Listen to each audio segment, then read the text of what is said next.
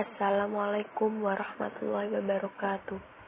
Alhamdulillahirabbil alamin, wa bihi nasta'in, wa ala umurid dunya waddin, wassalatu wassalamu ala asyrafil anbiya'i wal mursalin, sayyidina wa maulana Muhammadin, wa ala alihi washabihi wa barik wa sallim ajmain. Amma ba'd. Pertama-tama, terima kasih kepada Bapak dosen yang telah memberikan kesempatan kepada kami untuk menjelaskan makalah kami yang berjudul Administrasi Komponen Sistem Pendidikan, Substansi Administrasi Pendidikan, yang disusun oleh pertama Muhammad Munawir Huda, yang kedua Arida Ardaningrum, dan yang ketiga Rahma Ainun Salsabila. Langsung saja kita masuk ke dalam pembahasan. Yang pertama, komponen dari pendidikan. Administrasi pendidikan merupakan keseluruhan proses kerjasama dengan memanfaatkan dan memperdayakan segala sesuatu dari sumber yang ada dan tersedia melalui aktivitas dalam perencanaan, pengorganisasian, penggerakan, permotivasian, pengendalian, pengawaan, dan pada supervisi, serta penilaian untuk mewujudkan sistem pendidikan yang efektif, efisien, dan berkualitas. Menganalisa pengertian tersebut dalam diambil komponen-komponen utama teknologi administrasi tersebut, yaitu yang pertama, suatu proses kinerja sama, kedua, aktivitas pemanfaatan dan memberdayakan, ketiga, kelompok orang, keempat, sumber daya, kelima, tujuan. Berdasarkan penjelasan tentang komponen-komponen utama dalam administrasi sebagaimana yang telah disebutkan, maka unsur-unsur administrasi dapat diidentifikasikan menjadi hal-hal berikut ini. Yang pertama, pembuatan keputusan atau decision making, yaitu merupakan salah satu tugas administrasi yang harus dilakukan oleh para administrator yang akan membawa dampak terhadap seluruh organisasi, perilakunya, dan hasil-hasil keputusan itu.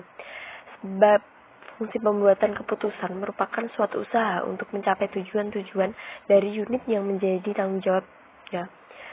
Kemudian yang kedua, perencanaan atau planning. Merencanakan adalah kegiatan persiapan untuk mengantisipasi tindakan-tindakan apa yang dilakukan atau dilaksanakan. Perencanaan juga dapat merumuskan tujuan-tujuan dan teknik-teknik untuk dapat mewujudkan tujuan tersebut.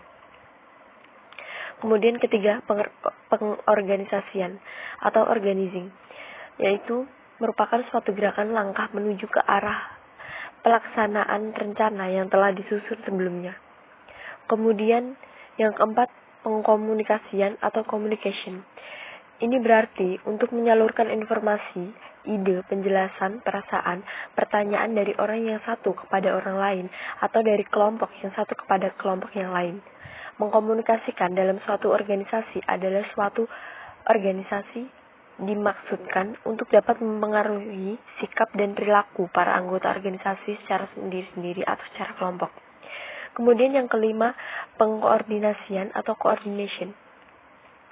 Tanpa koordinasi yang baik dalam organisasi akan sulit untuk mengarahkan tercapai keteraturan kegiatan dengan tertib dalam upaya untuk mengarahkan tujuan yang hendak dicapai oleh organisasi tersebut. Kemudian yang keenam, pengawasan atau controlling.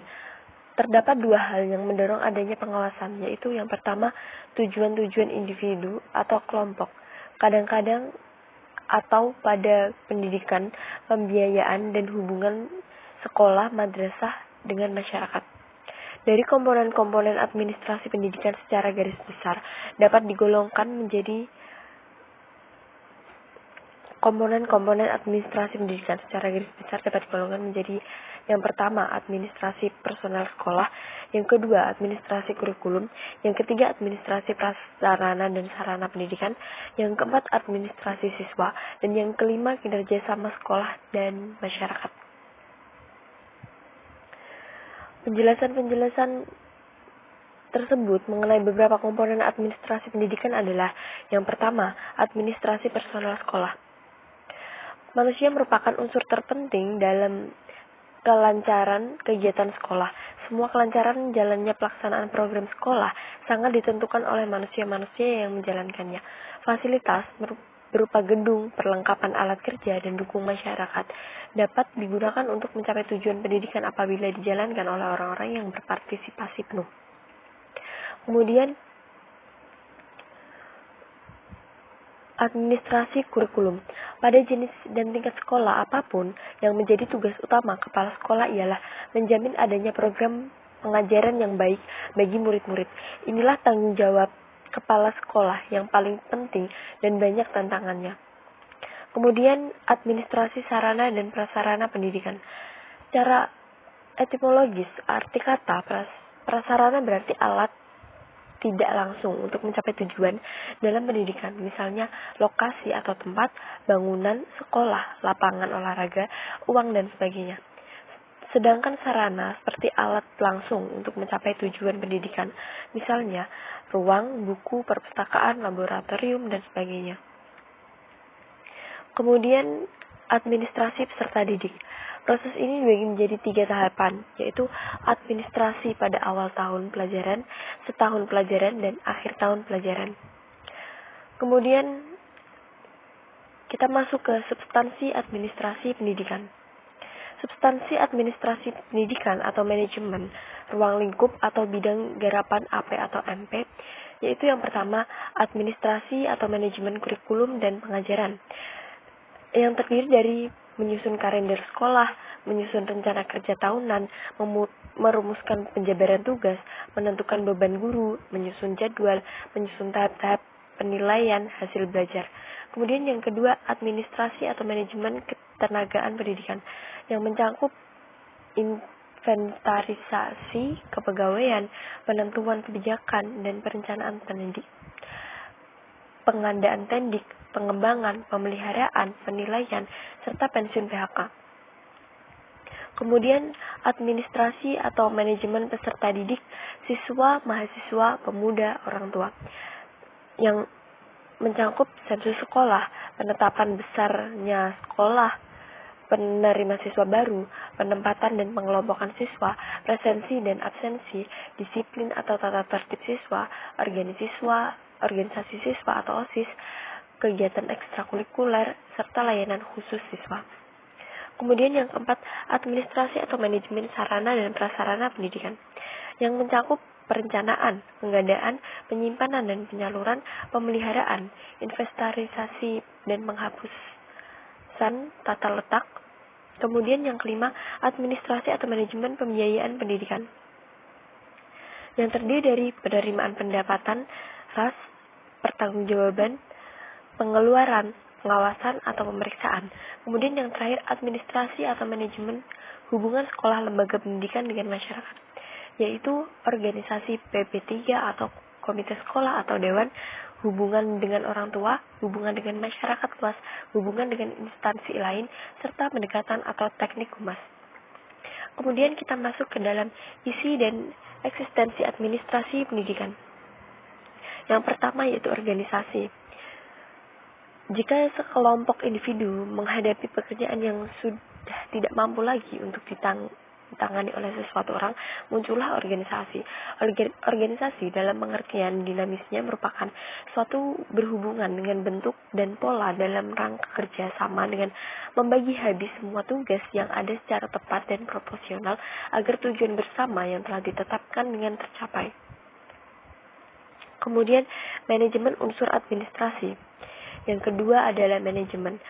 Menurut Stephen P. Robbins dan Mary Colt, manajemen adalah proses mengkoordinasi dalam mengintegrasikan kegiatan-kegiatan kerja agar diselesaikan secara efisien dan efektif dengan dan melalui orang lain. Kemudian yang ketiga, komunikasi adalah kepegawaian yang berhubungan dengan persoalan sumber daya manusia, mulai dari penerimaan, pengembangan, hingga pemberhentiannya. Kemudian keuangan, yaitu yang berhubungan dengan pembiayaan dalam suatu usaha kerjasama. Kemudian yang keenam, perbekalan atau sarana atau prasarana adalah berhubungan dengan persoalan penelitian, perbedaan manfaat, penyimpanan dan perawatan gedung, peralatan, barang, serta perlengkapan hingga penghapusan perlengkapan dari proses administrasi. Kemudian yang terakhir ketatausahaan, yaitu yang berhubungan dengan persoalan menyiapkan, membuat, mengirim, mencatat bahan-bahan keterangan atau proses yang dimulai dari mengumpulkan, mencatat, memproses, atau konsep surat atau keputusan atau korespondensi, memperbanyak, mengirim, ekspedisi, dan menyimpan atau pengarsipan semua bahan-bahan yang berkualitas dengan informasi yang dibutuhkan dalam suatu organisasi untuk dapat mencapai tujuannya. Informasi yang masih mentah akan diolah sehingga dapat didapatkan oleh setiap bagian yang membutuhkan atau berkaitan dengannya. Kemudian kesimpulan.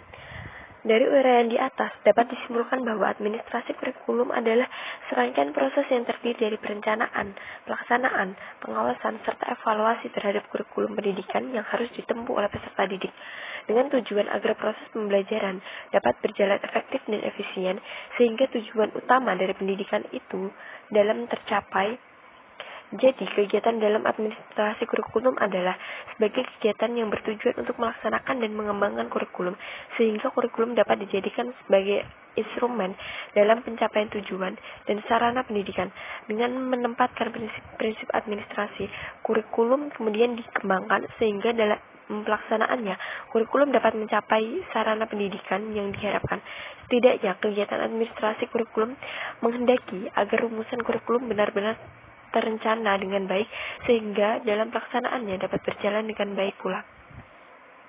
Baik, ini sedikit presentasi dari kelompok kami. Apabila ada salah-salah kata, kami mohon maaf yang sebesar-besarnya. Wabillahi taufiq wal hidayah. Wassalamualaikum warahmatullahi wabarakatuh.